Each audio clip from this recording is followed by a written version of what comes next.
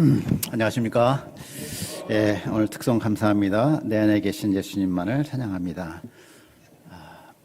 오늘 말씀은 누가복음 제31강 영생을 얻는 길입니다. 영생을 얻는 길, 참 익사이팅한 제목 아닙니까? 어떻게 하면 영생을 얻을 수 있는가? 아마 다른 강의 못 들어도 오늘 말씀만 잘 들어도 아주 수지 맞는 말씀이 되겠습니다. 예, 요절 18장 29절 30절 같이 한번 읽을게요. 29, 30절 읽겠습니다. 예, 시작.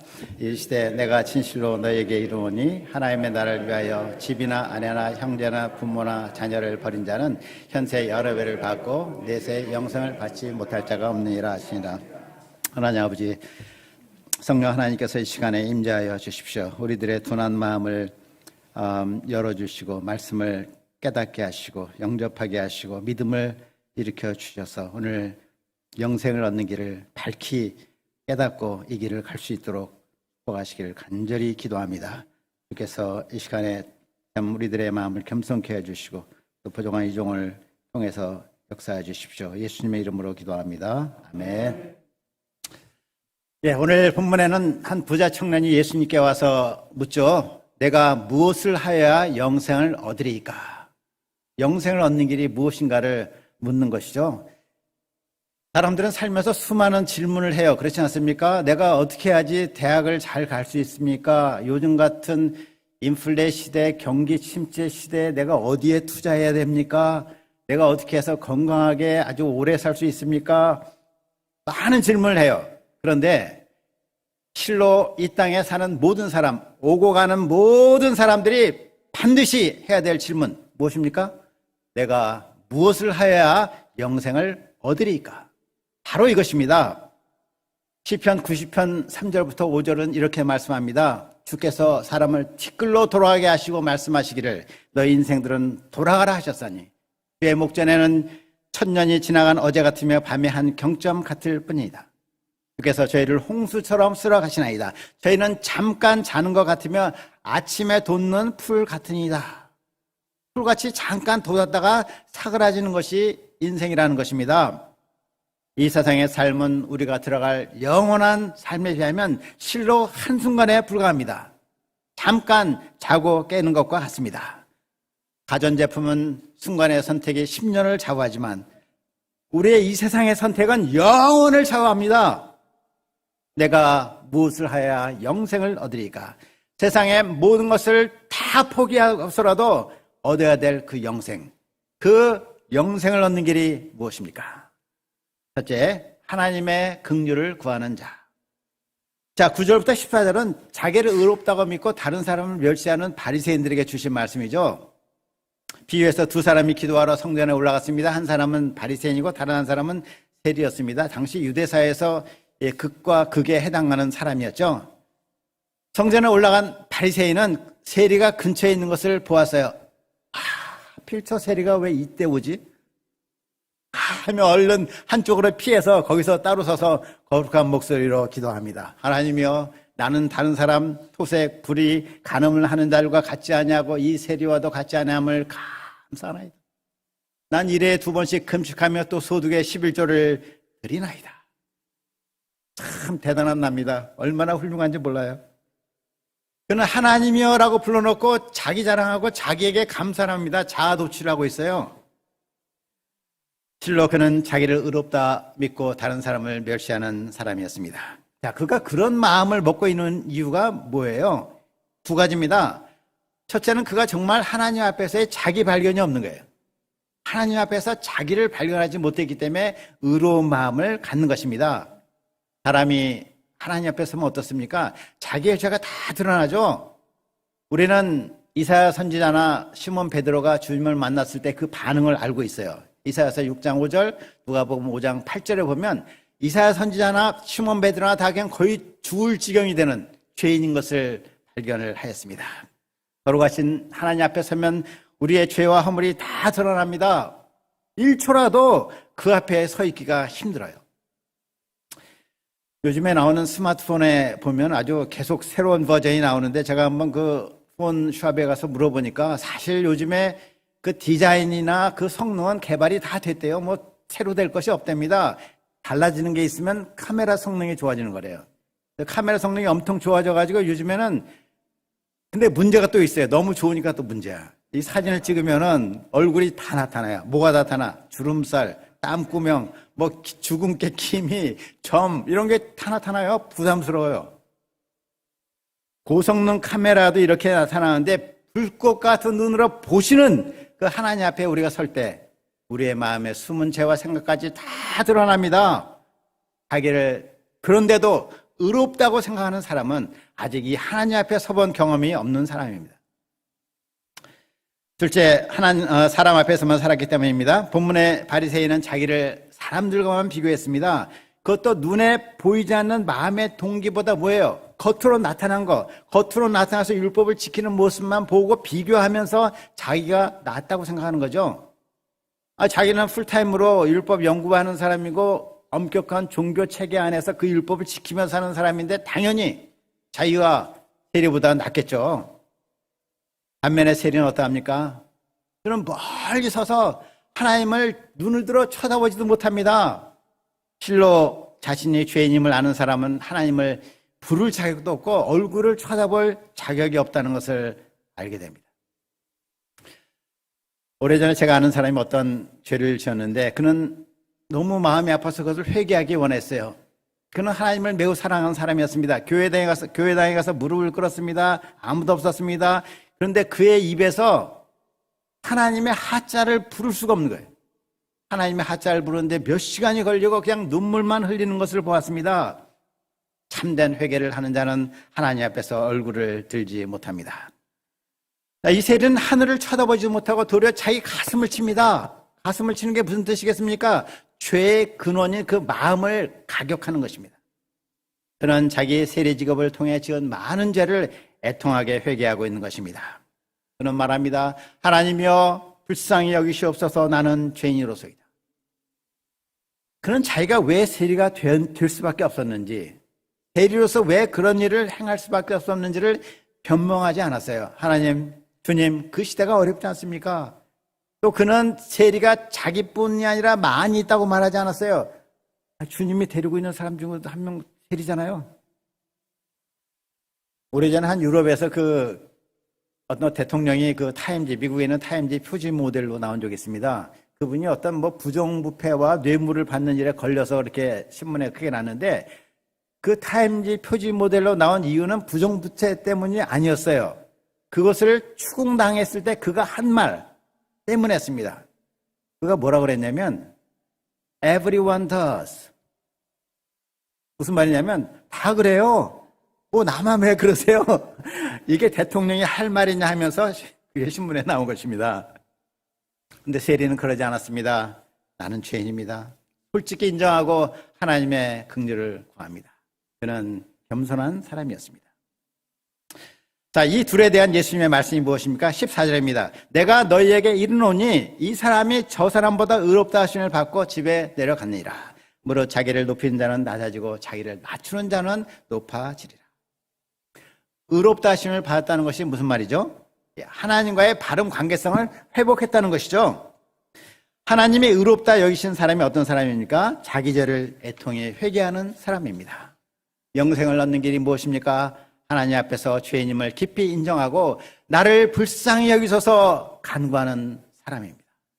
하나님은 그런 사람에게 영생을 주십니다.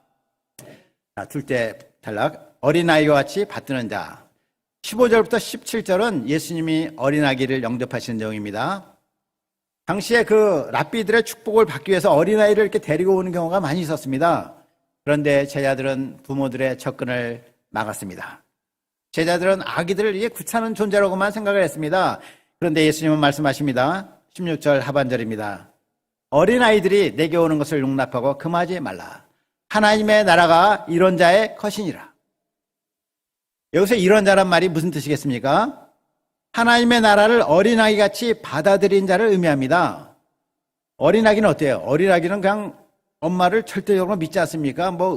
전적인 의존을 하고 엄마의 사랑을 믿죠. 그래서 엄마가 주는 것은 덥석덥석 받아먹습니다. 엄마가 가져오는 것은 무조건 따라갑니다. 단순하고 순수합니다. 하나님의 나라는 이와 같이 아기가 엄마를 의지하듯이 하나님의 사랑을 전적으로 믿고 따르는 자들에게 주어지는 나라입니다. 17절을 보면 예수님 뭐라고 하세요? 누구든지 하나님의 나라를 어린아이와 같이 받아들이지 않는 자는 결단코 들어가지 못한다고 하세요. 결단코란 말을 보십시오. 얼마나 분명한 말입니까? 우리는 처음에 하나님의 나라를 어린아이 같은 마음으로 받았습니다. 그 나라를 소유하게 되었습니다. 그러나 우리가 이제 좀 신앙 연륜이 오래될수록 그런 단순하고 순수한 마음을 많이 잃어버리게 되는 경향이 있어요. 여러분은 지금도 하나님의 나라를 어린아이와 같이 받으십니까? 하나님의 나라를 현재적으로 누리십니까? 우리가 나이가 들수록 더욱 어린아이 같은 그런 마음을 회복해야 되겠습니다. 단순하고 깨끗한 마음으로 하나님의 나라를 받고 현재적으로 누릴 수 있기를 기도합니다. 자, 셋째, 그리고 와서 나를 좇으라.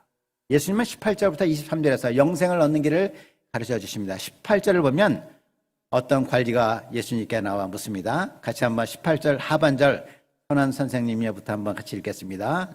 시작. 선한 선생님이여, 내가 무엇을 하여야 영생을 얻으리까? 마태복음에서는 이 사람을 청년이라고 말하고 있습니다. 그는 젊은 나이에 유대 사회의 지도자적인 위치에 올랐습니다. 많은 재물을 모았습니다. 당대의 성공한 인생이었습니다. 오늘날로 말하면 강남의 펜트하우스에 살며 이 포르쉐를 모는 사람이었습니다. 재물만 많은 것이 아니었죠. 그는 어떤 사람이었어요? 모든 계명을 잘 지킨 도덕적인 사람이었습니다. 이런 그는 아쉬울 것이 없고 언제나 당당하고 아주 활력 있게 살만한 사람 아닙니까? 그런데 이런 그에게도 고민이 있었습니다. 영생에 대한 확신이 없었어요. 그는 자신의 지위와 명성과 재산에도 불구하고 미래에 대한 막연한 두려움이 가득했습니다. 세상의 부귀 영화가 죽음 앞에서는 아무것도 아님을 깨달았습니다. 영원한 생명을 얻지 못하면 결국 철저한 파멸인 것을 알았습니다. 어떻게 해야 영생을 얻는 것인가? 잠 못 이루는 밤을 지내다가 예수님께 대한 소문을 듣고 주님께 나왔습니다. 마가복음에 보면 그는 예수님께 달려와서 무릎을 꿇고 여쭈었습니다. 아주 갈급한 자세로 물은 것입니다. 선한 선생님이여, 내가 무엇을 하여야 영생을 얻으리까? 이는 자기가 정말 할 수 있는 대로 다 했는데도 영생의 확신이 없습니다. 나는 영생 없음을 알고 있습니다. 내가 무엇을 빼뜨렸습니까? 내가 무슨 자격을 더 얻어야 됩니까? 그런 것을 알고 계시면 부디 저에게 말씀해 주십시오. 이런 것이죠, 지금. 그의 말에서 볼 듯이 그는 영생을 어떻게 생각합니까? 어떤 선한 삶, 선한 삶의 대가로 주어지는 것으로 이해하고 있습니다. 그런 점에서 예수님을 그는 선한 선생님이라고 부른 것이죠. 이에 대해 예수님은 하나님 한 분 외에는 선한 분이 없다고 하십니다. 이는 예수님이 선하지 않다는 것이 아니라 지금 이 관원의 입장에서 말하는 거죠. 그는 예수님을 선한 선생님, 사람으로만 지금 보고 있습니다. 그러나 어떤 사람도 선하지 않고 즉 하나님 한 분 외에는 선한 분이 없다는 것을, 즉 그에게 올바른 인간 이해를 가르쳐 주신 것입니다. 예수님은 계속해서 그의 입장에서 자기 문제를 발견하도록 도우십니다. 예수님은 굉장히 한 사람 한 사람에 대한 선한 목자세요. 그 사람을 돕는 가장 좋은 방법으로 지금 계속해서 그 사람을 돕고 계신 것입니다. 20절입니다. 내가 계명을 안 하니 간음하지 말라, 살인하지 말라, 도적질하지 말라, 거짓 증거하지 말라, 내 부모를 공경하라 하였느니라. 예수님은 10계명 중에 후반부인 그 대인계명, 사람에 대한 계명을 말씀하시고 그것을 지키라고 명하십니다. 당시 종교 지도자들은 하나님께 대한 계명만 아주 열심히 지키고자 하고 사람들에 대해서 무관심했어요. 그러나 눈에 보이지 않는 하나님을, 눈에 보이는 형제를 사랑하지 않고서는 사랑할 수 없는 것입니다. 그러면서도 그는 어려서부터 다 지켰다고 대답합니다. 실제로 유대인들은 어린아이 5살, 6살 되면 율법을 가르치고 지키도록 훈련을 합니다. 그러나 그렇게 하는 것은 하나님이 요구하시는 수준으로 지키는 것은 아니죠. 단지 문자적으로 지키는 것입니다. 그러나 율법을 다 지켰다고 했지만 나는 간음하지 않았다. 그러니 선을 행한 것이다. 이렇게 말할 수 있습니까? 나는 도적질을 하지 않았다. 그러니까 나는 선을 행한 사람이다. 이렇게 말할 수 있습니까? 아니죠. 그러한 일들은 하나님의 백성이라면 당연히 해야 될 일입니다. 앞에서 바리새인의 기도도 그러하죠. 바리새인이 뭐라고 기도했어요? 나는 소득의 11조를 드리나이다.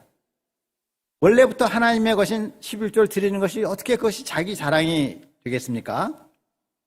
하지 말라는 계명을 지켰다고 선을 행한 것은 아닙니다. 그런 식으로 지켜서는 영생을 얻지 못합니다. 그 증거가 무엇이에요? 그 사람이 그렇게 지켰는데 영생을 지금 얻지 못하고 있는 거 아니겠습니까? 어려서부터 지켰지만 그가 기대한 영생, 즉 무의미와 두려움과 죽음에서 자유로운 삶, 하늘의 생명의 풍성한 삶을 누려본 적이 없습니다. 영생을 얻지 못했습니다. 예수님은 그에게 말씀하십니다. 22절 같이 한번 읽겠습니다. 내가부터 읽겠습니다. 시작. 내가 오히려 한 가지 부족한 것이 있으니 내 인을 다 팔아 가난한 자를 나눠주라. 그래야만 하늘에서 보화가 있으리라. 그리고 와서 나를 따르라 하시니. 한 가지 부족한 점이 있다고 말씀하십니다. 그 사람이 이 한 가지만 지키면 영생 얻을 모든 준비를 마치는 그 한 가지를 말씀하십니다. 자, 여기서 우리가 오해하지 말아야 될 것이 있는데, 이 문맥을 떠나서 일반화하면 안 됩니다. 자기 재산을 다 들여 자선 사업을 하면 영생을 얻습니까? 아닙니다. 성 프란시스 같이 청빈한 삶을 살면 영생을 얻습니까? 아닙니다. 예수님이 그 청년에게 모든 것을 팔아서 나눠주라는 것은 뭐예요? 지금 많은 재물이 그로 하여금 영생을 얻지 못하도록 막고 있기 때문에 그렇습니다. 그 장애물이 되어 있기 때문에 그렇습니다. 그것을 치우라는 것이에요. 예수님은 실상 이렇게 말씀할 수도 있으셨어요. 사람을 죽여야만 살인이 아니다. 네가 누구를 미워했으면 그것도 살인이야. 간음을 행한 것만이 죄가 아니다. 의욕을 품어서도 간음한 것이다. 이런 식으로 하나님의 높은 기준에 말씀하셔가지고 그로 하여금 죄인임을 발견하게 할 수도 있습니다. 그러나 예수님은 그렇게 말씀하시기보다 다른 식으로 그를 도우십니다. 이는 현재 그가 섬기고 있는 것이 무엇인지 알려주시는 것입니다. 내게 있는 것을 다 팔아 가난한 자들에게 나눠주라. 이 말씀은 그로 하여금 자기가 섬기는 것이 재물이라는 것을 알게 해줍니다. 그는 재물을 가장 귀하게 생각했습니다. 그 재물이 자기를 행복하게 해줄 것으로, 자기에게 영생을 줄 걸로 생각을 했어요. 예수님은 이런 그가 재물 신을 섬기는 삶에서 돌이키도록 하신 것입니다. 영벌을 붙잡고 있으면서 놓지 않고서 영생을 얻고자 하는 그의 모순된 삶의 모습을 보여주신 것입니다. 또한 10계명 중에서 가장 중요한 제1계명이 무엇이죠? 나 외에 다른 신을 두지 말라 아닙니까? 그가 제1계명조차도 지키고 있지 못함을 알게 하신 것입니다. 지금 네가 섬기는 신 맘몬을 내 삶에서 몰아내라. 그리고 나를 따르라. 맘몬이 영생을 주지 못한다. 내가 준다. 왜냐하면 내가 영생이기 때문이다. 예수님은 요한복음 14장 6절에서 말씀하시죠. 내가 길이요 진리요 생명이니 내가 생명이라 말씀하셨습니다. 영생은 유일하신 참 하나님과 그가 보내신 자 예수 그리스도를 아는 것입니다. 예수님을 인격적으로 알고 그를 믿는 것이 영생을 소유하는 길입니다. 우리가 예수님을 믿을 때 신비한 일이 일어납니다. 우리가 보거나 느끼지는 못하는데 성경에 말씀합니다. 우리가 예수님을 믿을 때 신비한 일이 일어나는데 이것은 우리가 예수님과 어떻게 되죠? 하나가 되는 거예요. 하나. 예수님과 연합을 이루게 됩니다. 믿음이라는 통로를 통해서 예수님과 연합이 되는데 그 연합된 상태에서 예수님의 생명, 예수님의 그 영원한 생명이 우리에게 들어오는 것입니다. 예수님을 믿는 것이 영생을 얻는 길입니다. 그를 따르는 삶이 영생을 누리는 삶입니다. 자, 예수님의 말씀에 대한 부자 청년의 반응이 어떠합니까? 23절입니다. 그 사람이 큰 부자인 거로 이 말씀을 듣고 심히 근심하니라. 청년은 영생을 원했어요. 그렇지만 자기 재물을 포기하고 싶지는 않았습니다. 그런 영생이신 예수님을 믿기보다 재물을 믿기로 선택을 했습니다. 유일하신 하나님을 섬기기보다 다른 신도 하나님 옆에 두기를 원했어요. 하나님께서 우리에게 은혜를 주셔서 예수님이 영생이심을 알게 하신 것을 감사합니다.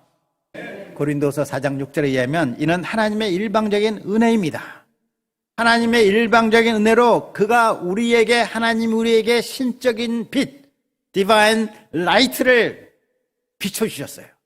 그 빛으로 예수님을 보니까 예수님의 얼굴에 하나님의 영광이 있는 것을 우리가 알게 됐습니다. 그래서 그를 그리스도로 믿게 된 것입니다.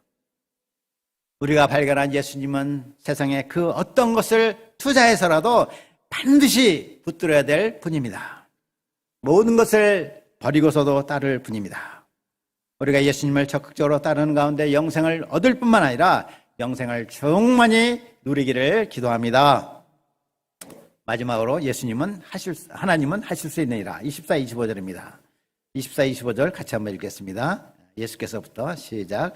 예수께서 그를 보시고 이르시되 재물이 있는 자는 하나님의 나라에 들어가기가 얼마나 어려운지 다가 바늘기로 들어가는 것이 부자가 하나님의 나라에 들어가는 것보다 쉬우니라 하시니.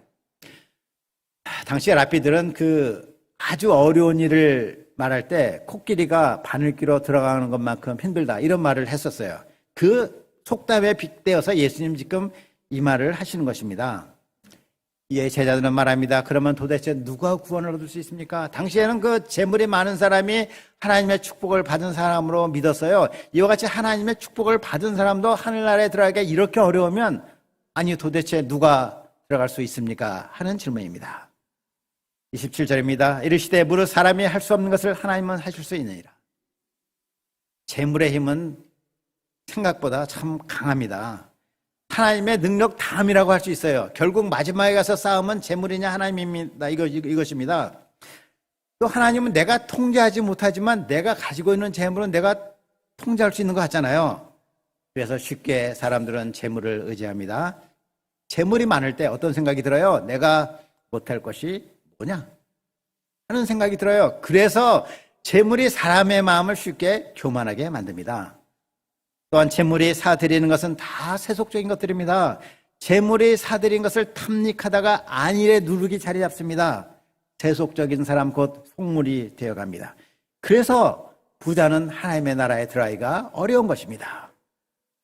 그러나 하나님의 은혜를 주시면 가능합니다. 하나님은 믿는 자들에게 새로운 마음, 새로운 빛을 주시고 예수님이 보아이심을 알게 하십니다. 찰스 스타드는 영국의 유명한 크리켓 선수였습니다. 그는 우리나라의 손흥민 선수 같았어요. 더했습니다. 그는 명문 케임브리지 출신이고 억만장자의 아들이었습니다. 하나님은 이런 그에게도 은혜를 주셨어요. 그가 모든 유산을 다 나눠주고 중국 선교사로 나아갔습니다. 그와 다른 7명이 중국에 나갔을 때 영국의 신문에 대서특필해서 이와 같은 엘리트들이 부자들이 갔다는 것에서 사람들은 큰 충격을 받았습니다. 하나님은 첫째로 자신이 죄인임을 알고 긍휼을 구하는 사람, 둘째는 어린아이와 같이 단순하게 말씀을 받는 사람, 셋째 재물을 그 마음 첫째에서 내려놓는 사람에게 은혜를 주십니다. 영생을 얻게 하십니다. 그렇습니다. 이런 구원의 역사는 하나님이 하십니다. 이때 베드로가 말합니다. 28절입니다. 보옵소서 우리가 우리의 것을 다 버리고 주를 쫓아나이다. 예수님은 이를 받아주시며 말씀하십니다. 29절 30절 같이 한번 읽겠습니다. 이르시되부터 시작. 이르시되 내가 진실로 너희에게 이르노니 하나님 나라를 위하여 집이나 아내나 형제나 부모나 자녀를 버린 자는 금세에 있어 여러 배를 받고 내세 영생을 받지 못할 자가 없느니라. 우리는 때로 사랑하는 가족까지 일시적으로 버립니다. 그런 결단을 한 사람에게 주시는 예수님의 약속의 말씀이 무엇입니까? 영생을 받지 못할 자가 없느니라. 영생을 받지 못할 자가 없느니라. 이중부정어로 아주 강한 긍정입니다. 반드시 영생을 받는다는 것입니다. 이 얼마나 확신에 찬 우리 신앙의 반석이 되는 말씀입니까? 예수님을 그와 같이 따르는 자에게 주님은 우리의 가정도 구원해 주십니다. 일시적으로 불화할 수 있지만 결국 참된 평화를 선물로 주십니다. 여러 배를 받아서 이 땅에서 누리게 하십니다. 결론적으로 영생을 얻는 길이 무엇입니까? 예수님을 믿지 못하게 하고 따르지 못하게 하는 것들을 마음의 첫자리에서 내려놓는 것입니다. 그리고 예수님을 따르는 것입니다. 바로 이것이 영생을 얻는 길이요, 이 땅에서 영생을 누리는 길입니다. 예수님이 영생이십니다. 우리가 일생 동안 이 예수님을 꼭 붙잡고 그를 따르는 가장 복된 인생을 살기를 간절히 기도합니다. 아멘.